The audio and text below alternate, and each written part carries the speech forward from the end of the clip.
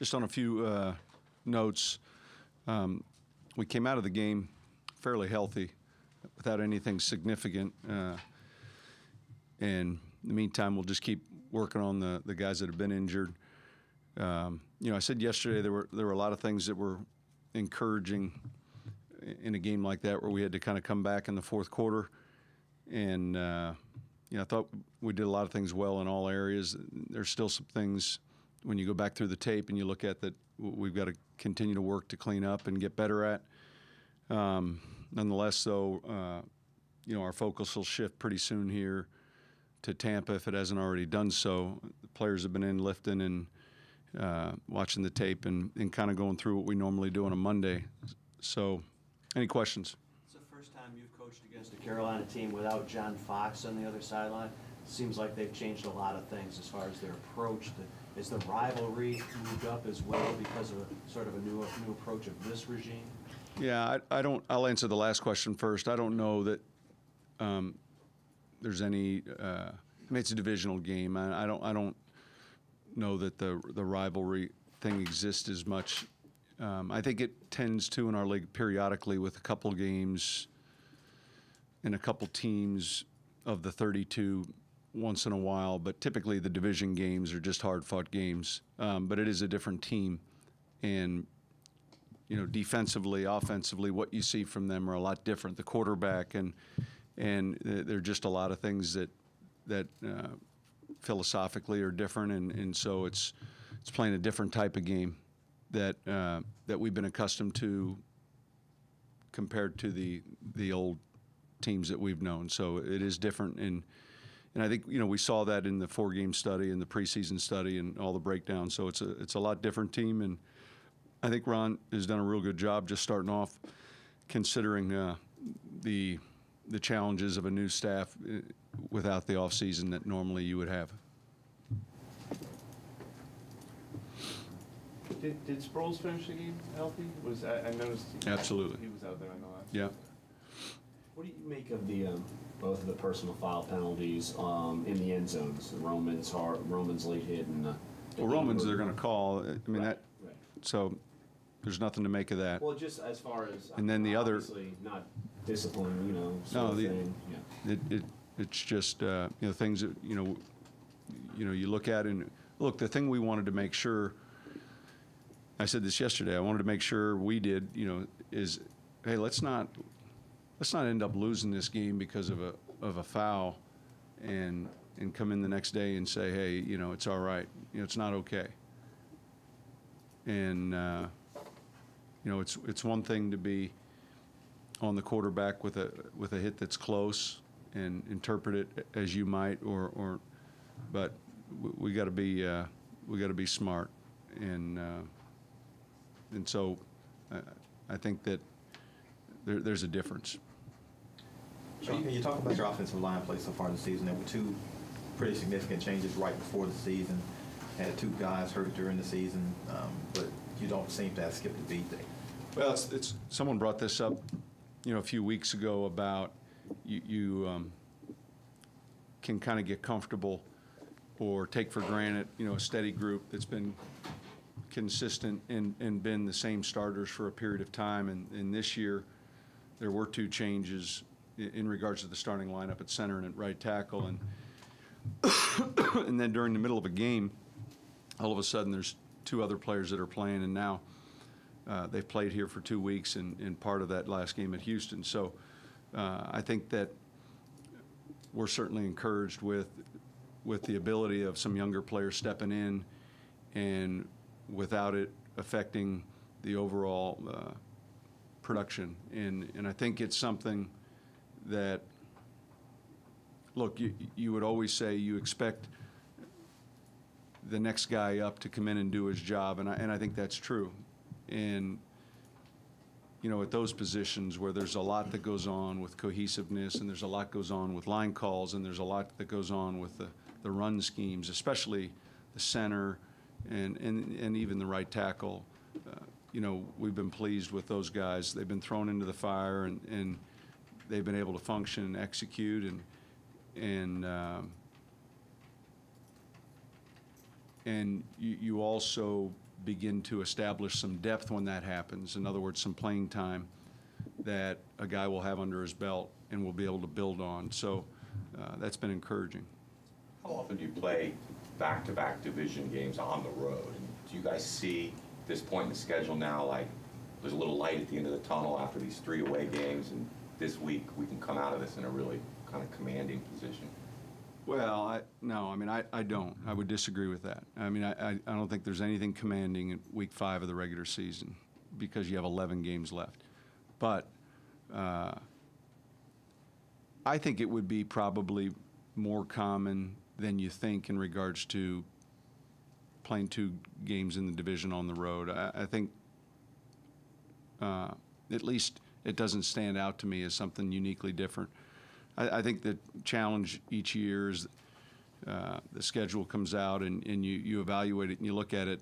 There are all sorts of things that you pay attention to, and but I think that we certainly try to place a value and understand the importance of games in the NFC, and then more importantly, games in your own division.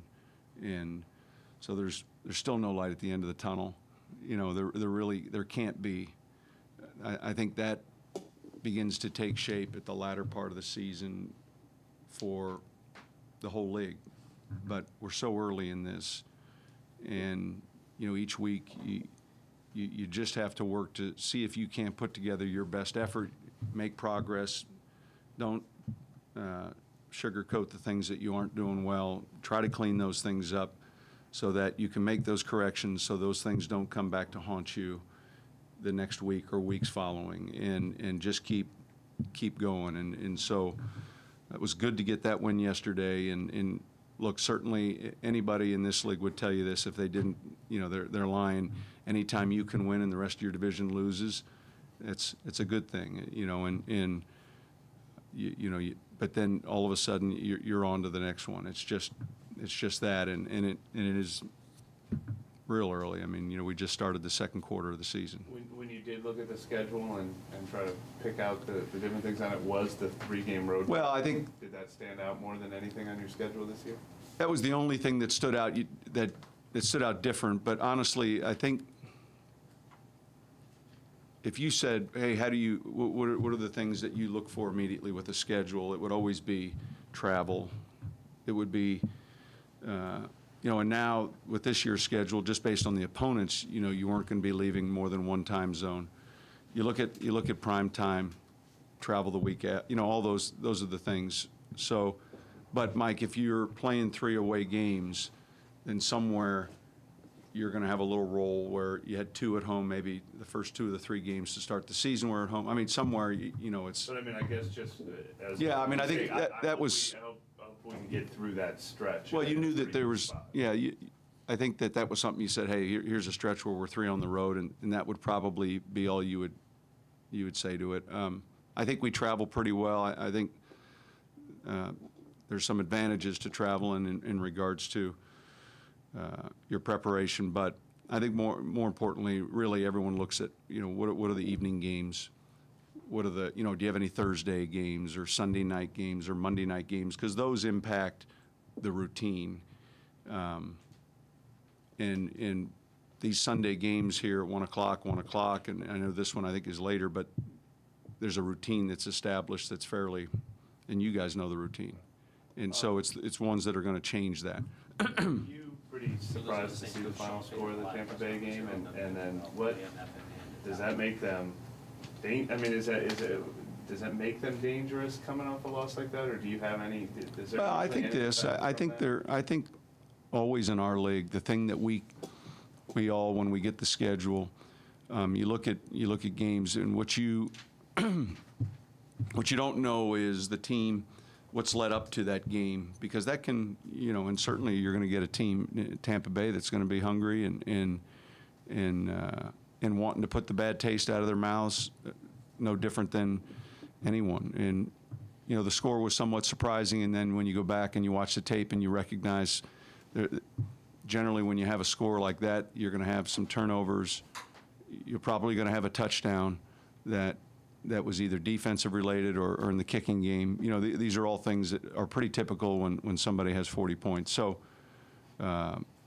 but yeah, certainly when you play a team that comes off a tough game like that, you understand that, you know, they're going to be focused and ready and wanting to get past that loss, and I think that's pretty common. Sean, on 3rd and 4 or less, you're converting 73% of your opportunities. That's number 1 in the NFL. I wonder if you might talk about what's contributed to that sort of thing. Well, the one thing I think we've been able to do in the last 3 weeks is we've been able to mix in some runs on 3rd down in general. And I'm not talking about 3rd and 1, so let's pretend that we don't have to pretend. We separate 3rd and 1 as short yardage. So as soon as we get to 3rd and 2, we kind of put it in 3rd down as opposed to short yardage. So to answer your question, I think we've made some conversions in rushing the football. I think we've got experience, and I think we've also tried to change up protections, and we've tried to, and Drew does a real good job of distributing the ball to a number of different players where it's not, let's just bracket this player and take this player out of the game. And so I think it's probably a combination of the quarterback playing very efficiently and very accurately and very decisively, players understanding. You know, we talk and spend a lot of time on 3rd down, and we understand the importance of staying on the field and what that can do for our defense. You know, the time of possession I thought yesterday was significant, as it was in Jacksonville, because it gives you a chance to rest your defense. And it means that there's less snaps defensively. And but I think there are a lot of things that go into it in regards to the execution in this, you know, what you're doing and what you're asking players to do. But I think it's, you know, really goes back to really credit to the players executing the scheme and protecting the quarterback and throwing the ball accurately. I think we're catching the ball well right now as a unit. If you just look across the board, I mean, we've been pretty secure with some tough throws too. How much does it help that this week's quarterback is pretty similar to Cam Newton or Josh Freeman? They kind of have similar skill sets. Does that make things, defensive? I would say this, though. I would differ a little bit in that you have size and stature, but I think with Freeman, I think you have a guy who to some degree is different. I don't look. He is a threat at running the football, and he can avoid, and yet he's I think extremely dangerous in the pocket. I think he has great leadership and intangibles, and so I'm not, when I say this, I know how this works, and all of a sudden tomorrow I'll read where I didn't think Freeman possessed these traits, but I just would say, or Newton, I would say Freeman's much further along right now in his development, and I'm not saying that Cam won't get there. I'm just saying I think they're different a little bit. You know, you're not going to see that reverse option attack like you saw yesterday from Cam, and those are some things. You're not going to see some of those runs that are tough to defend that you saw from Cam. However, you're going to see a big, strong, physical player who I think is very quickly developed into one of the better quarterbacks in our league, and I think you're going to see some similarities in that the players around believe in him, and I think you see that on tape when you watch Josh. I think you see that on tape when you watch his team. And I think you see someone who's patient, who'll check the ball down, who has command of the 2-minute, who knows how to handle a final drive to win the game, who believes that those are things that I think are coming ahead for Cam as he continues his rookie season. These are things that we're dealing with Josh. So we've kind of seen his development in the short time he's been in this league, and I think that he presents a lot of challenges. You've had 2 games now where you were trailing in the 4th quarter, and the defense was on the field, and from that point on, both the defense and offense have played pretty flawlessly. And do you like what you're seeing from the makeup of this team? Yeah, I think you can take something from a win like yesterday. When we talked earlier, and we talked about, hey, what type of team do you have, and not just from a leadership standpoint, but you begin to develop a personality each year, and it's a little different from year to year. And a win like yesterday can do a lot. In that it was hard fought, you had to come back, and you become somewhat resilient, and you gain confidence from that. And I think that all those things are important, and just as important though is us being able to make sure we look and say, hey, we were up 10 in this game. What kept us from separating at that point? That we weren't able to, and it became a closer game. Coach Payton, did you notice any of Jeremy Shockey's antics after he made the D'Angelo Williams touchdown, or any time during the game, his gyrations or any of those kind of things that were directed toward your sideline during the game? No, that's one of the great things that I love about him is that he's very emotional and he loves playing, and we saw those while we were winning here, and then we saw him in New York, and he's very passionate about the game.